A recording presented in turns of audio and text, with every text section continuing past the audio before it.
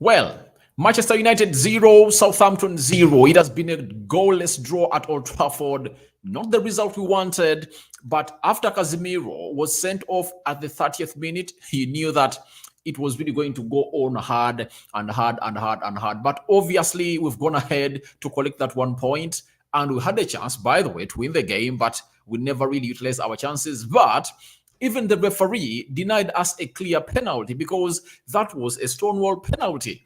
Marcus Rashford does a cutback, then the defender of Southampton really blocks that ball with his chest, and then it goes onto his hand. So welcome to United Matters channel. How are you guys, and where are you watching us from? I go by the names of Rock and David. We've gone ahead to draw this game of football with Southampton 0-0, a game that has seen Casemiro get banned for 4 games.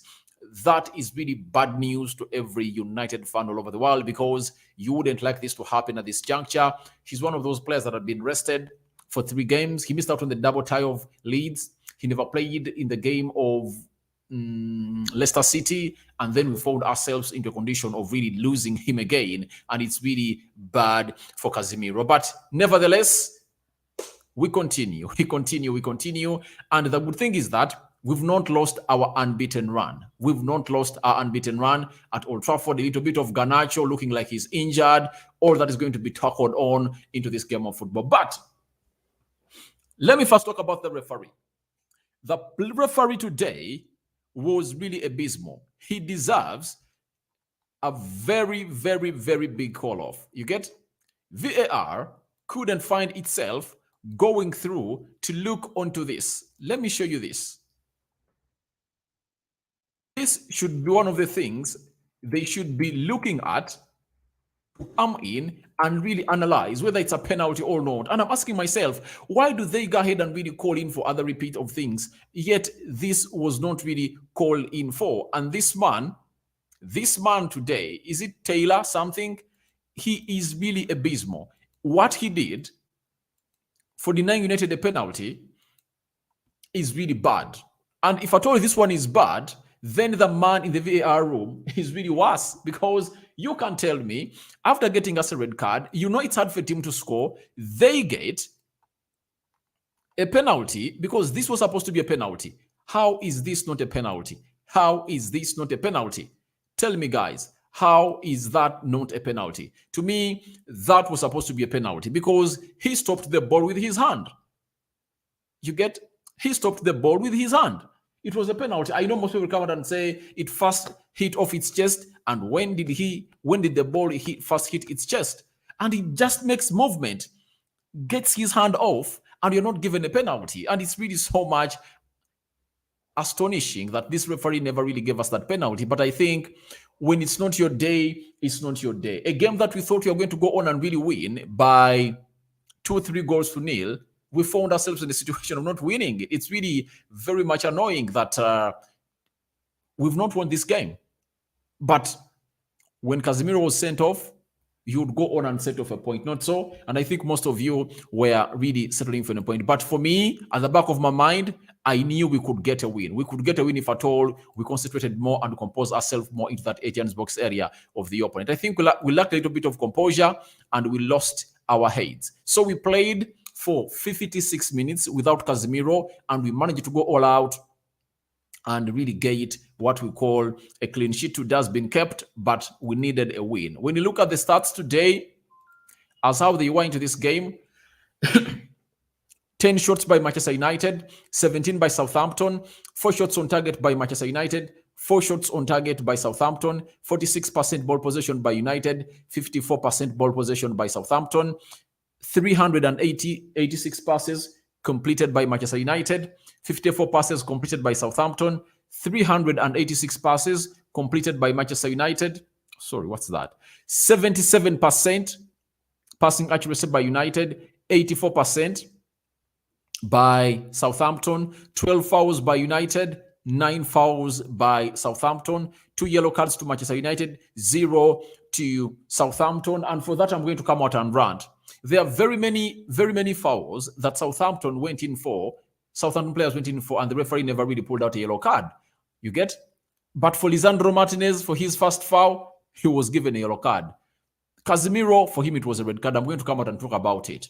Then one red card for Manchester United, that's Casemiro in the 34th minute. Then 0 red cards to Southampton, 0 offsides to Manchester United and 2 to Southampton, 7 corners by Manchester United and 8 corners for Southampton. It was an end-to-end game. It was an end-to-end game that we watched very well on tender hooks, but obviously we went ahead and really secured that 1 point. Now let me talk about Casemiro. Casemiro. You know, sometimes you come to a league and you need to study the things. For the red card, it's 100% a red card. And I'm not going to come out here and say that it's not a red card. It's a red card. It's supposed to be a red card. But Casemiro needs to really watch out on his tackles. You get? Sometimes you can walk away with it, but on some other day, you won't get away with it. So that red card of Casemiro was really genuine to me. It was a genuine red card. It was a genuine red card. But what brings this penalty? Sorry, what brings this red card? The Ten Hag system. Playing Casemiro alongside Bruno Fernandes in a double pivot, and Sancho played into the central attack midfield area, created a lot of vacuum for Southampton to really operate in. Bruno Fernandes just found himself in different positions altogether. Then Casemiro just found himself in a different space for him to defend. He had a very huge space for him to defend. I know Ten Hag was really trying to try out something new, but I think it backfired on the day. I think we need a tenacious player who has discipline to be playing alongside Casemiro. And I think for Erik Ten Hag, he's not going to do it again. He's going to get Bruno back in his position. Then Scott McTominay also beats Alfred and Scott McTominay in the double pivot to see to it that we get away with these games. It's good enough that we're not going to play in the Premier League again, but we are going to return to play these games after the international break. And we are going to be having very many huge fixtures that we are going to be playing. But on Sunday, that is next Sunday, we are playing Fulham without Casemiro. And that is really another big blow for Manchester United. We can't do this without Casemiro. I think we can, but it hardens a little bit because we are going to be playing Fulham, Newcastle, and Brentford without Casemiro. So 2 games at Old Trafford, Fulham and Brentford at Old Trafford. Then Newcastle is going to we are going to play Newcastle away at Old Trafford. But nevertheless, we are going to go on and really showcase what we are good at and how we can go on and really find out results. Because the last time we played without Casemiro, out of that 9 points, we gathered 7. We never lost. We drew with Leeds and we went ahead to do the needful and got ourselves into a position of capturing out results and won against Leeds away and won against, what was that? What was the name of that team? It's Leicester City at Old Trafford, 3-0. And the problem that I'm really having is these United players are going to the international break. They are going to the international break. Now, if our players get injured, you might find it that we are going to find ourselves in a morning position again, because after playing Real Betis on Thursday, then we are going to play which team? We are going to play Fulham at Old Trafford on Sunday. Then the players are going to go into the international break. Now, we should keep our hands crossed because you wouldn't like to see any of our players who plays in the midfield getting an injury. We need Scott McTominay. We need Sabitzer. We need Bruno Fernandes, Scott McTominay, Freddie. We need them fully fit in that midfield area, because if they go to the international break and they will get an injury, that is going to be another abysmal that is going to fail us to really do these Premier League games. There are 3 in number. Sorry, there are 2 in number that is going to miss, that of Brentford and Newcastle, and is going to miss the FA tie. That is it. So to me, it's really very annoying for Casemiro, and you've seen him trying to cry. Do you know why? He knows that getting a red card like that, and it's the second of the season, I think he's not going to get part of his salary. I know that. Then secondly, he's missing out on 4 games. 4 games. So he's missing out on 4 games. 1 FA Cup tie, that of Brentford, Newcastle, and Everton. And it's really so much annoying. One of the most important players on the field of play has really gotten a red card, and he's going to miss out on very many games that we would have wanted him to be available, and it's not going to be available. But what lesson do we learn as a club of Manchester United? We need to be having 2 players for each position to compete very, very well. We need to be having 2 players for each position to compete. If we had another player who was decent as Casemiro, then we wouldn't have been here mourning. But because we're only having Casemiro as our only burning candle, every time it's burnt out, we come here and mourn. That is something hard that I really hate to hear. I'm having Barrister David, sorry guys, Casemiro brought all this. That's it. But it all started from the system of Erik ten Hag that really brought in through. But I think Casemiro would have really acted far much better. He would have really gotten composed and obviously contained him more better. That's it. But it's really bad and bad and bad. Ongom, Andrew, to be honest, referee was unfair. To me, what he did that annoyed me was not giving that penalty. And for VAR, I hated it. You know why? It's inconsistent. Go on and call the referee to see that and see whether it's worth to be a penalty or not. You get? So, the referee was really unfair. Ten Hag changed formation, why 4-2-3-1 to 4-1-4-1. That is why Casemiro was red carded. To me, I think we played a 4-2-3-1. But Ten Hag just changed the system to Sancho to go on and really hinge himself or lean himself a lot onto the right side. You saw him playing onto the right side a lot. And Weghorst was trying to come in and cover that space. And because he's slow, he couldn't really add up very well. And Casemiro found himself in a situation that he has a lot of space to cover, yet he was only one man into that position. So he found himself exposed. But that doesn't call for him to go on and do that foul. I don't accept that. I don't accept that because he would have gone ahead and really composed himself, concentrated more, and obviously found a way of really blocking that player. At least stand in his way and let him go down. You get? Because those minutes that we played with 10 men have been really tiresome. And remember, we played on Thursday. We played on Thursday, guys. We played on Thursday. And you know how it means and how tired these players were. So it's really a hectic week. But nevertheless, we move on. Referees the problem at the party Opeyemi, all right. But we had chances in this game to kill it off, guys. Rashford, around the 10th minute of the game, he just got a chance and he went in for selfish effort. You saw Weghorst stamping the ground in anger because he knew that Rashford was going to do a cutback and obviously we score. That's it. We got chances. There is that of Rafael Varane that the goalkeeper saved. That of Bruno Fernandes, the goalkeeper saved. There is which other chance? We got like that of Bruno. We got like 3-4 chances that would have seen us go ahead. But obviously, we didn't find ourselves in the winning ace. But you go all out and really credit Erik ten Hag for managing that game very well. And I also thank the fans at Old Trafford. They kept us going. And obviously, Southampton that had come here without any thought of getting a point, but other than losing, have found themselves collecting a point on the day. But we looked a little bit of a team that is now so much composed that we had to beat. Lisandro Martinez, the way he defended today was really world class.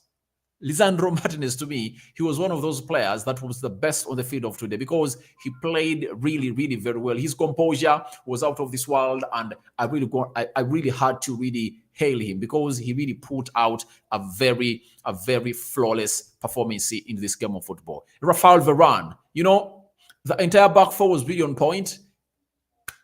There is a moment that there is a moment that had counted. It was going to be a goal when Bissaka gave out a blind pass and they released Theo Walcott. Theo Walcott ran through. Martinez sprinted from the halfway line and closed him down to make it hard for him to score against David De Gea. He went in for a dink and David De Gea really went ahead to really put out that save. And guys, David De Gea today saved us on close to 3 occasions. He saved us on close to 3 occasions. So amidst everything that has happened, we've not lost. We've not lost. We've collected that 1 point that has put us in a position of really having 50 points with 13 games to go. Not so. We've played our 26th game of the season, meaning that we are left with 12 games to go. And I think we are not badly off, guys. We are not badly off as it stands. So United is really doing great. And that fighting spirit that we've shown is one of those that you would love us to be showing every game that we play at Old Trafford or away from home. Because this is the second time we are being red carded at Old Trafford. And I think we're a little bit lucky because we are being red carded at Old Trafford, guys. If at all that red card came in at St. Mary's Stadium, I don't see us winning that. I don't see us even getting a point from that game. We don't get a point from that game. That's it. But because that has happened at Old Trafford for the second time, the fans were really taking us, all pushing us forward. We are lucky that for the game of Crystal Palace, we get a red card when you're 1 goal up, when you are 2 goals up. I think we are 2 goals up, right? We are 2 goals up. That's it. So I think Bruno took a penalty, and then Marcus Rashford really scored the second goal. They pull one back, but we continue to going all. But today, the fans have got us that point because they kept cheering us, and Manchester United players found themselves on the field of play. Let me talk, before I talk about Garnacho, let me go into your comments.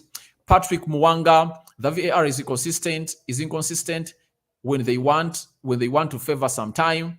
And I ask myself, what does it take to go ahead and really review that handball? You get? It was supposed to be reviewed because you've just given us a red card. We get a penalty call, and you don't at any one point go in for it to have a check on it. That is really very much annoying according to me. Then Muzamilu, Gaddafi, the year EPL, we are lucky. This year EPL, we are unlucky. To me, I believe it was not luck because playing 11 men who are hungry, lying on the bottom of the table, when you are having a player less and you collect a point, you should celebrate it. You should celebrate it because it was not an easy game. At the look of it, you just thought that anytime Southampton was going to score, you get? And you looked at where the goal of United was going to come in from, and you couldn't even trace it. You couldn't even trace where it's going to come in from. Samuel Juliana, VAR, came to destroy football. I think it gets most of the decisions right, but these penalty calls, I sometimes find VAR unrealistic because they are calls that are supposed to be made. That call was supposed to be made. It was supposed to be a red card. Sorry, it was supposed to be a penalty. For Casemiro, red card, that's okay. I agree with it. It was okay. It was okay because he really had a clumsy foul onto, was it Theo Walcott? But was it Alcaraz? I think Alcaraz. So, but for the penalty, that cutback of Rashford that finds the player of Southampton using his chest and hand, and then he moves his hand, that is nowhere near not a penalty. It's a penalty. It's a penalty. Okay, call the referee to go on the side screen monitor and review it by himself. You get? That's it. Then Patrick Mwanga, secondly, I think it was not our day. Yeah, it was not our day, but we had chances to kill off the game when we are still 11. Rashford had a chance. Bruno had a chance. Who else had a chance there to kill off the game? I think we had like 3 chances to kill off this game, and we didn't. Rashford went in for selfish effort, and he failed us again. So I think we should get into this narrative that we should kill off the games early enough. This should be one of the things that we should be learning from this game.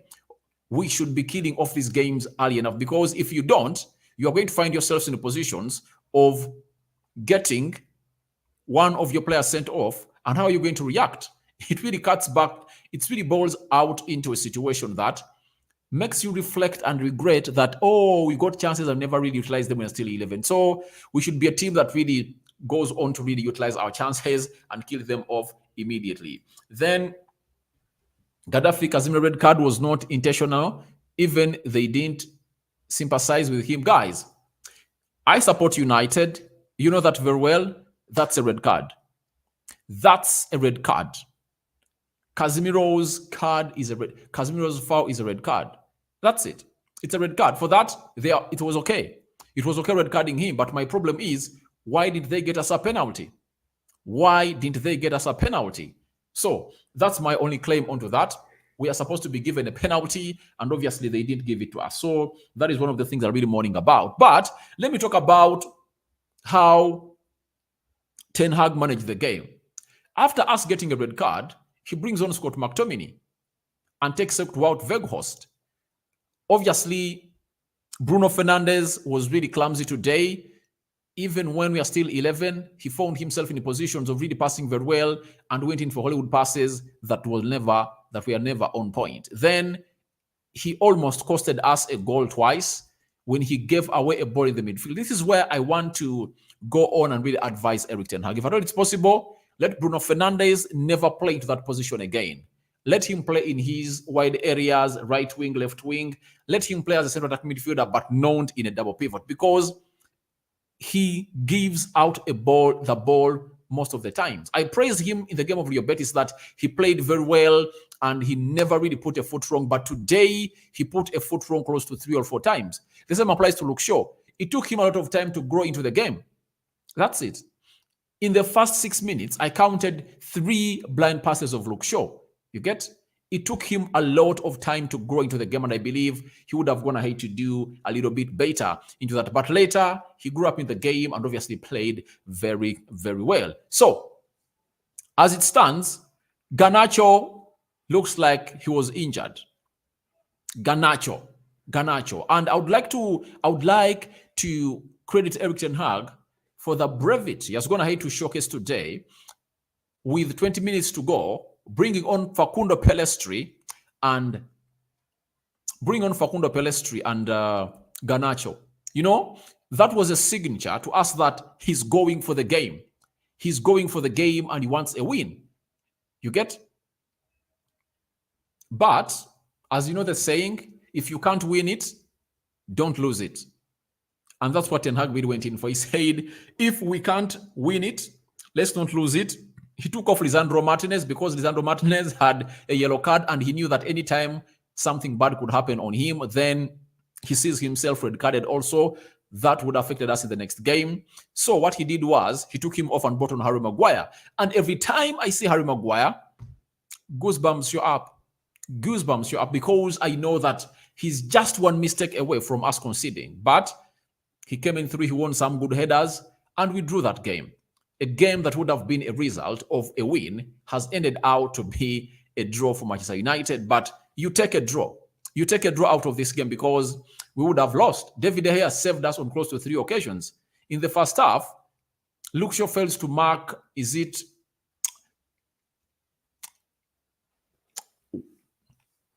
what's the name of that guy that came in from Arsenal? Walcott. Walcott gets a free header and De Gea makes a world-class save. De Gea today made 2 world-class saves. Are they 2 or 3? He really looked good and kept his composure in goal and kept us going. So this is where I go all out and say we should keep David De Gea at the club because I think he's improving on his ball distribution. Today, I saw him just put his foot wrong, I think, once. His ball distribution was on point, and I think he's just learning to do this. So I believe as a team of United, I know some fans are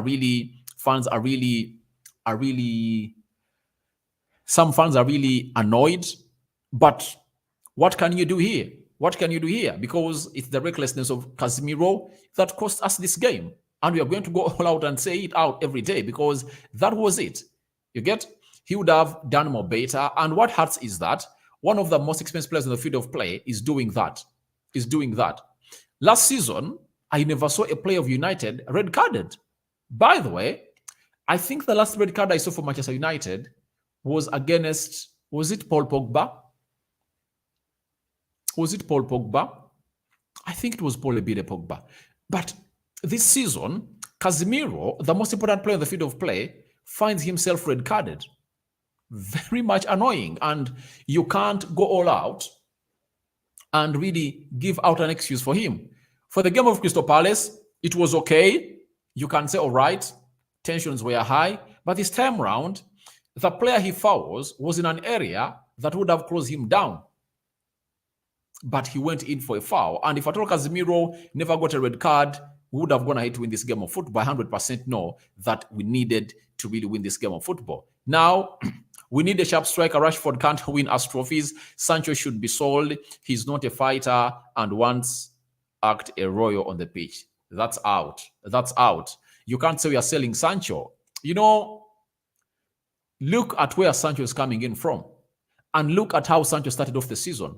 He started off the season very well, and by the time he found himself in a situation of going to rehabilitation, he had scored like 3 goals and put up some assists. That is Sancho for you.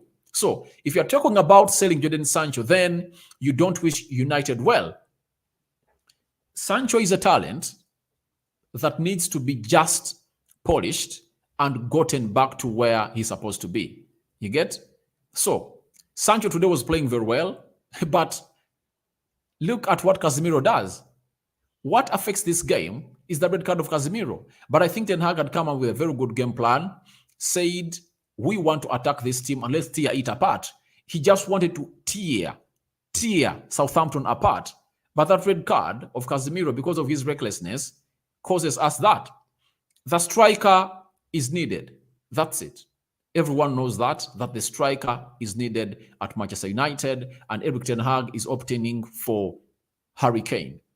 It's the priority signing that wants to bring at Manchester United in the summer. But all in all, let's pray to it hard that Martial is back, gets back on the field of play, because whenever we are playing with him, we play a better game. That's it. Sancho is not a royal. I think Sancho nowadays fights. You see him running left, right, and center. He's really trying to improve on his game. Then Perez, that's why we need Frankie de Jong. We're badly off, guys. Now 4 games without Casemiro, guys. What are we going to do?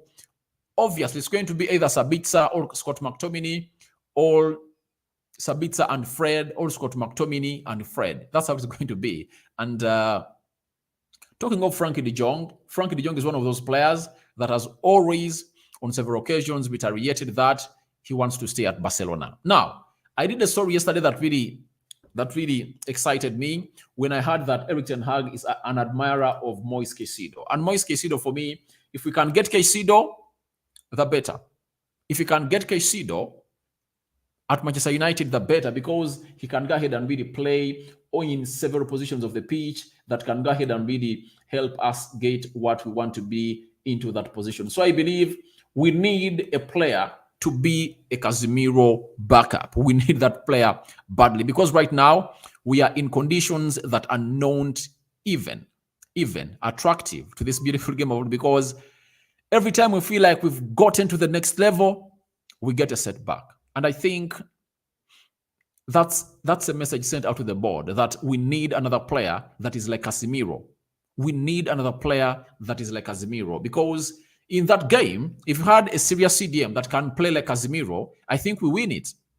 But Scott McTominay came on, he did what he was supposed to do and found himself in a position of really closing down what he could close down. But if at all you're having a Casemiro into that game, even if you are 10 men at Old Trafford, you expect him to do the hold-up play very well and obviously dictate what we call play through the central axis of the midfield. So that's the beauty of us getting in players that can be at the same wavelength. And it boils down to the board.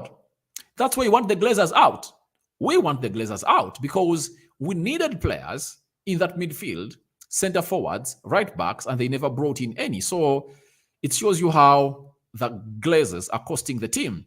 Then Amidu from Uganda, Nakasongola, bro, United is what? I've not forgotten what you're saying, but thank you for watching in from Nakasongola. Then Casemiro, reckless tackles, gonna cost us a lot. We need to buy his hair ASAP because McTominay is a good fit for Newcastle. McTominay, I think, is going to be sold. McTominay is going to be sold in the summer. But we need a backup for Casemiro in the summer. We need him badly.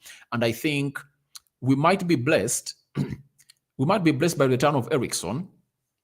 As we return from the international break, that means we're going to play 2 more games, and we might welcome back Eriksen in the first week of April, if at all possible, because Ten Hag told us that he's going to rehabilitation, and after the international break, he's going to be back. So those games, when you're not having Casemiro, because you're going to play 4 games without Casemiro, the game of Fulham, FA Cup tie, quarterfinal, then we are going to play against Brentford, Everton, and Newcastle. So that means if at all he can have Eriksen back in one of those games, that will be something great, because at least he can get us some good control into that midfield, either with Scott McTominay or with Sabitzer or with Fred, name it. So Casemiro is just a reckless player this time. Perez, guys, what a save by David De Gea today. He did not only one, he did close to 2-3 saves in this game that kept us going, because it was really a very highly competitive game, and David De Gea did his best and saved us from really losing this game. And obviously, we went ahead to really draw 0-0, and we found ourselves in positions of not really losing this game of football. But many players really performed very well, according to me, especially the back 4, Lisandro Martinez, Varane. There are some of those players that should go out of here and really give the hails they deserve. Or for Euro Emmanuel, how many times is he going to miss? He's out for 4 games. He's banned for 4 games. Casemiro is banned for 4 games. 4 games out. That is Casemiro. So that is FA Cup quarterfinal against Fulham, Premier League games, Everton, Brentford, and Newcastle. He's out of all those games. So it's really hard for us, but I think we'll weather the storm. We will brave through those games and win them. Samuel Juliana, but if Fred could have started in the double pivot, I think Fred had played very many games, and the manager needed to rest him. And I support the manager for that. He needed to rest him because Fred had played very, very many games, and a rest was really needed for Fred Rodriguez, because if you don't rest him, he might join the sick list or the injury list of players that we are having. Sabitzer, Donny van Beek, Eriksen, you get? Lindelof, Victor. So you need to rest him and really not play him every game, because the previous games I've seen Freddie play, he played almost 180 minutes, 90 minutes away in Catalonia, Barcelona. He played 90. He played 75 minutes in the finale of the Carabao Cup. Then he came in through and started in the midweek against West Ham. Then we played against Liverpool. He played close to 60 minutes. After that, he played against Real Betis. I think he played how many minutes? We are there 90. And then today, he needed to be rested. That's it. He needed to be rested. And the manager got it right, according to me. He got it right for resting Freddie, because he had played very many games. And I think he's going to be fresh for the next game you're going to be playing away at Real Betis. Then Musa Ahmed. David, thanks for your analysis. We need more good players. If this happened with Man City, they will still win the game against... Yeah, that's it, because they're having quality. They're having quality players off their bench that can come in through and change the game. So I think we needed just players that can control that midfield and obviously deploy that style of play of Erik Ten Hag. Why? Ten Hag is just trying to really add up dots and weather through the storm, because these players are not yet to the level of playing the system that he wants. I think if at all he's given the players early enough in the summer, we go to the preseason with them, we can come back looking a more different team. If Ten Hag can get like 5 players in, 5 in, 1 central defender, 2 midfielders, 1 center forward, and who else? Is it a right back or who? 5 players. Then our way of play is really going to be so much good into the next season. We're going to play against the teams of the Premier League and the Champions League. So I believe we are going to find ourselves in better winning positions if at all our manager is really backed. So smash the like button, comment, and share. Then Sancho should be played as a winger. Casemiro was playing lonely in the double pivot. I understand that Casemiro was playing lonely in the pivot, but against a team like Southampton, if I told you Casemiro, you can play there as a single. You can occupy that space, but the way he really gets that, the way he really fouls that, is what really makes me worried. I'm even worried that if at all he comes in through and plays other games, going to be red carded, because we played Crystal Palace, then he missed out on Leeds, 2 games of Leeds and Crystal Palace. Then he returned. He played in the Carabao Cup final. That's it. He played in the game of West Ham. He came on and played 45 minutes. Then he played in the game of Liverpool. He has played 4 domestic games, and is back. He's back. So I think Ten Hag should be fuming, by the way, because he has just returned of recent. That's it. 3 domestic games, red carded again. In the 4th game, he has received a red card. So I think there is something that Casemiro should work onto his game. You get? He should work onto his game a lot to see to it that he doesn't cost us again and again, because that is really very bad and ugly. Why did the referee hit Casemiro? Casemiro's foul was a straight red card, guys. It was a straight red card. And you remember that red card that were served on the day when you're playing against Leicester City, when Sabitzer went high onto, is it Fetis, that central defender of Leicester City? And that call was not made to be a red card, but it looked like a red card. It was a red card, and it was just luck that was besides us, but it was a straight red card. Even today, Casemiro just found himself red carded. But I think that should send a message down his memory lane that every time he's playing the game, he should really be considerate, not go in for such tackles every time, because sometimes they're uncalled for. I know he's a very good tackler. He wins lots of sliding tackles, but he should really mind his tackling sometimes, because it has costed us today. Would have been at 52 points, and we've dropped 2 points today at Old Trafford. John Biamukama, though Casemiro was tackled like that, but if he was an English player, was not going to be given that red card. The referee was not fair. But English players have been red carded in the Premier League. Very many. You get their calls that are really not. They are calls that are not really nation best. Even if you hold a British passport, you are really red carded. I think where that plays into motion is when the pundits are really analyzing those games. But I think a penalty is a penalty. A red card is a red card. Whether you are English or not, I think there's some fair judgment on that. But it's not because Casemiro is not English. It was really, really uncalled for. And he was not supposed to make that tackle. That's it. Sincerely, just for Lisandro, first tackle, immediately yellow card. To me, I believe that's where the referee was a little bit biased. He was a little bit biased. We at home. Goes in for that foul. However much it was also reckless, but you can't open up in just 9 minutes and you flash a yellow card. You get? The referee was trigger happy. So, Okello, Sam, Obi, why will Casemiro miss 4 games?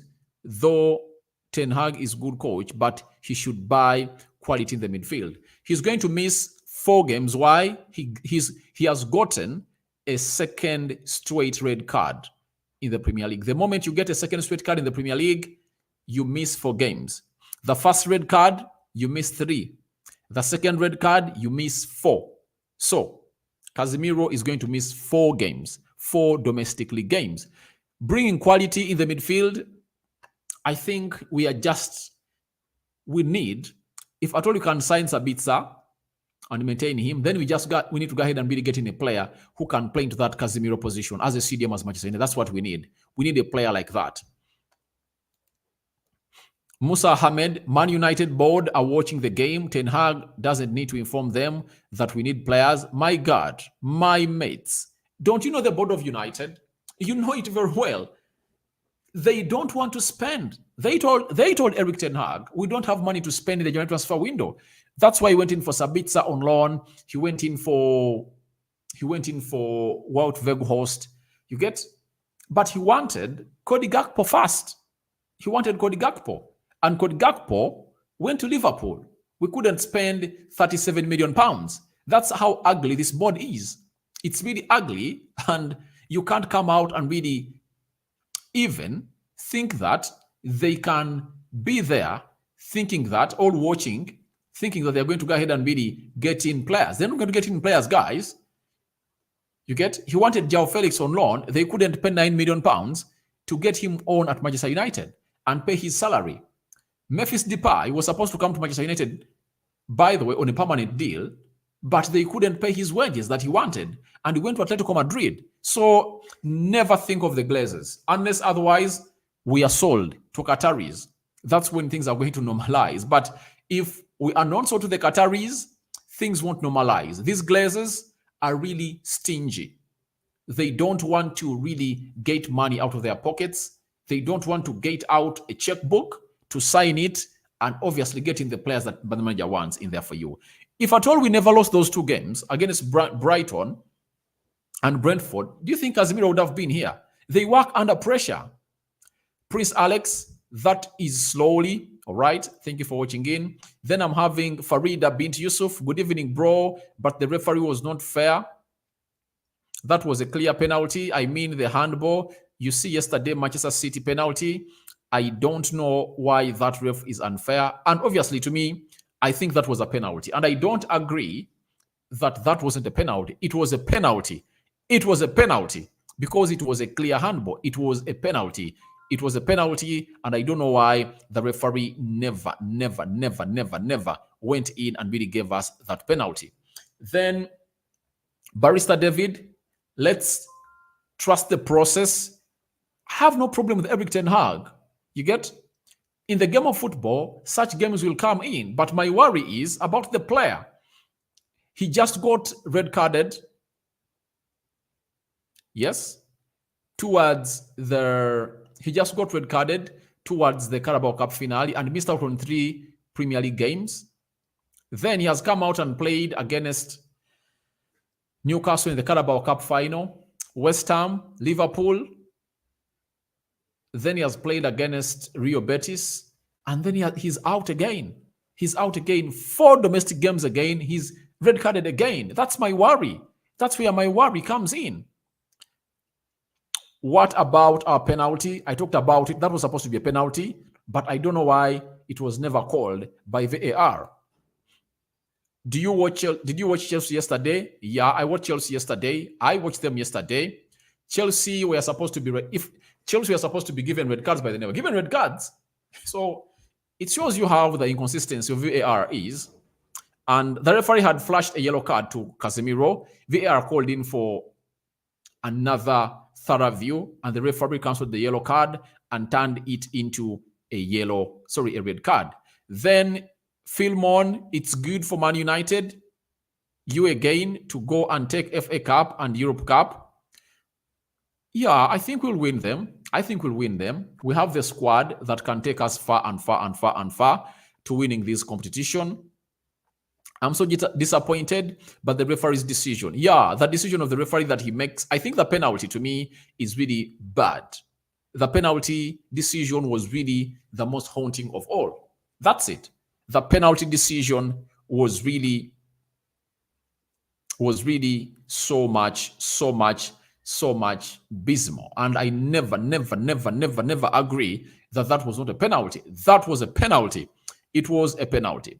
Then I'm having Philmon, I'm tired to support.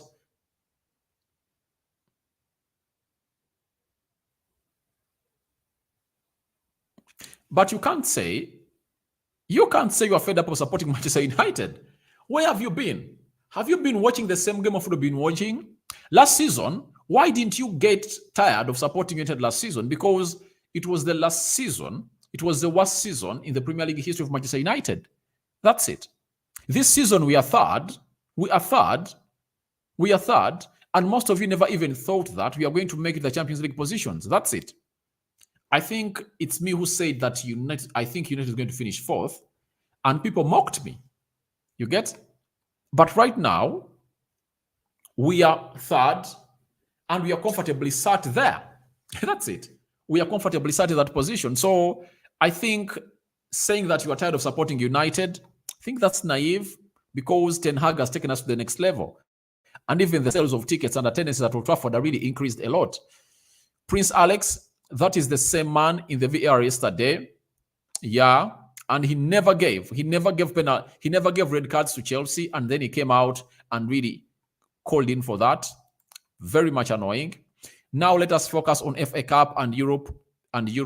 3 trophies are for United, are for Manchester United. United forever. Yeah, that's good. That's good. Let's focus to that and let's maintain our position in the league such that we go on and really win and go to the Champions League next season. Rokan, thanks for the updates, bro. This is Moya Precious. Thank you for watching in. Nachit and Esther, let's focus on the Champions League position, right? Obviously, we are going to focus onto that because the moment we lost to Liverpool 7-0, the discussion of the title really ended there. So, guys, thank you very much for watching in through. Rokan David is my name. Oh, I wanted to sign out, but who is United's favorites between Kane and Osimhen to sign? We've been told that Erik ten Hag is considering Harry Kane, but I think he's having an influence of Sir Alex Ferguson. After meeting Sir Alex Ferguson, I think he told him that get in Harry Kane because you are just that player away from winning the trophy next season. We are not going to give up on our United, however much we lose these games. No one is giving up on this game. No one is giving up on the club. No one is giving up. Jason Keyes, when is Greenwood coming back? Let United support. Everything will change. All right. I think he's going to come back. That's it. In the preseason. That's it. Not this season. Nachitende Esther, but Casemiro red card will cost us in FA. I think we are going to beat them because he's still suspended. There is the most important player of Fulham has not played today. That's why they've swallowed 3. He's called Paulinho. Do you know Paulinho? That Portuguese guy. He's their most important player. He still has to serve another ban, and he's not going to be playing at Old Trafford. So him being out is going to give us another easy go at them in the midfield. So if they had Paulinho, oh my God, it would have been a very difficult game altogether. But I think Scott McTominay and Fred, or Sabitzer and Casemiro, Sabitzer and Scott McTominay can handle the situation. Then from Uganda, Nakasongola, bro, Man United problem is a referee. For me, the problem is that penalty doesn't give us. That's my problem. The VAR and the referee not giving us that penalty. That penalty was supposed to be given. Muhammad Kelly, I think we have bad days because last week Chelsea played, slapped on the pitch. He should have been a red card, but not VAR check. All right. So, guys, thank you very much for watching in through. I'm returning with the match reactions and how everything happened in the field of play. I sign out for now. See you later and good evening.